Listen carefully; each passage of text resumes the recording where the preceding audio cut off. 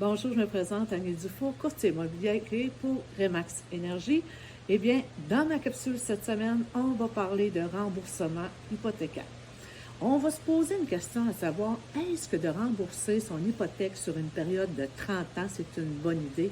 Eh bien, si vous êtes sur le point de vous acheter une nouvelle propriété et que vous souhaitez établir le meilleur scénario pour la période de remboursement de votre prêt hypothécaire, eh bien, sachez que c'est une question qui mérite réflexion car elle aura une incidence considérable sur le montant total des intérêts payés de votre hypothèque.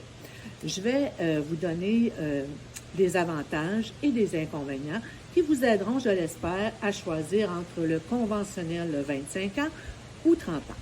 Comment ça fonctionne? Eh bien, il faut savoir que si vous mettez moins de 20% de la valeur de votre propriété en mise de fonds, eh bien, vous serez obligé de contracter une hypothèque assurée par la Société canadienne d'hypothèque et de logement, qu'on appelle aussi la SCHL, simplement pour garantir vos paiements à la banque. Et si votre situation financière vous le permet et que vous êtes en mesure de mettre plus de 20% en mise de fonds, eh bien, vous ne serez pas obligé de faire assurer votre hypothèque. Donc, vous aurez le choix, chez certaines institutions financières, de rembourser sur 30 ans plutôt que de 25. Je vais vous faire la différence entre les deux. Si on parle de l'hypothèque de 30 ans, pour commencer, eh bien, c'est une période qui suscite beaucoup d'intérêt chez de nombreux acheteurs. C'est normal parce que les versements mensuels sont moins élevés et ça permet aussi d'avoir un budget moins serré.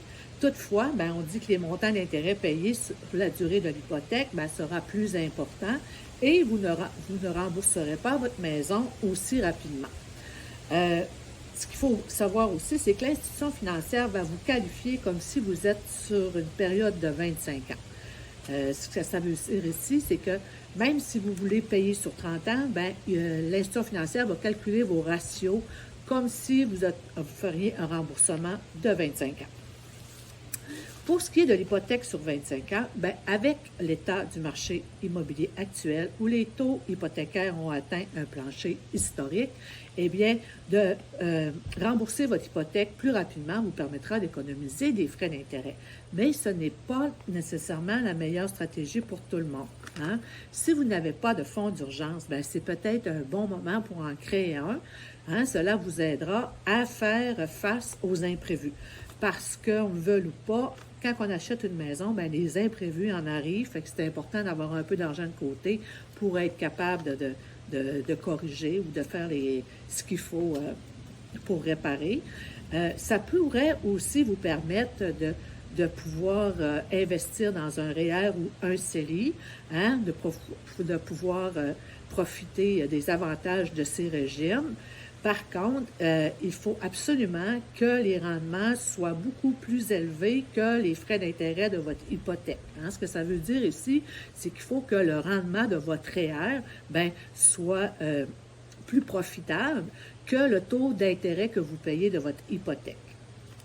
Puis, malheureusement, de réussir à ne pas dépenser l'argent qui est dans les fonds, hein, ou dans votre REER, c'est pas facile pour tout le monde. Donc, si c'est votre cas, eh bien, je vous suggère d'opter pour une période d'amortissement moins longue.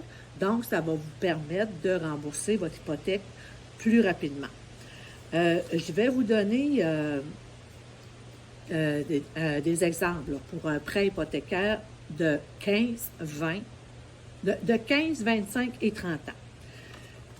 Par exemple, si on dit que l'hypothèque est de 300 000 sur une période de 15 ans avec un 3 % de taux d'intérêt, ça va nous faire des frais d'intérêt total payés de 72 432. Si je prends toutes les mêmes données, 300 000, 3 % de taux d'intérêt sur une période de 25 ans, on parle de 125 921. Et puis si on va sur 30 ans, 300 000, 3 % d'intérêt, ça nous fait 154 251 $ de taux total de montant d'intérêt payé. Donc, c'est quand même des bons montants. Donc, en conclusion, on dit que pour la période Plus la période de remboursement est longue, bien moins vos versements mensuels seront élevés. Toutefois, le total de vos frais d'intérêt payés sera supérieur à une période de remboursement plus courte. C'est à vous de choisir. Je vais donner 4 conseils. Le premier conseil, bien, vous aurez toujours l'occasion de réduire votre période d'amortissement initial lors d'un refinancement. Vous n'êtes pas obligé de maintenir durant toute la durée de votre hypothèque. Comme par exemple, vous avez commencé avec un plan d'amortissement de 25 ans. Quand vous allez renouveler votre hypothèque, vous seriez normalement, mettons qu'on dit que vous renouvelez aux 5 ans, eh bien, vous seriez normalement rendu à 20 ans qui vous resterait pour payer votre hypothèque, mais vous pourriez dire, écoute, moi, ça a bien été mes 5 premières années, nos salaires ont augmenté, on peut se permettre maintenant de descendre à 15 au lieu de 20. Fait que ça, c'est possible de le faire.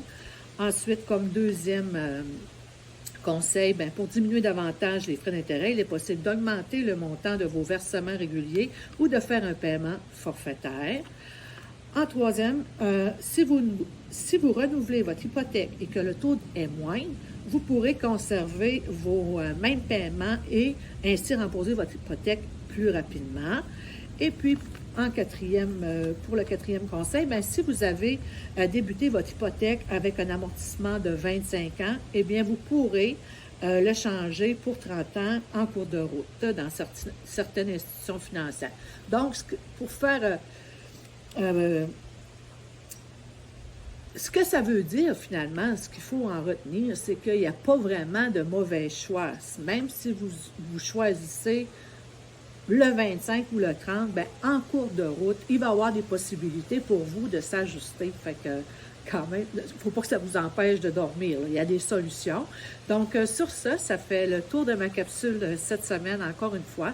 Je vous remercie d'avoir été là. Merci de me liker. Merci de partager. J'ai toujours mon concours. Tous ceux qui vont avoir partagé de la capsule numéro 1 jusqu'à la capsule numéro 21, eh bien, je ferai tirer un frigidaire à l'effigie du choix du gagnant. Et puis, merci beaucoup et puis on se dit à la semaine prochaine. Bye!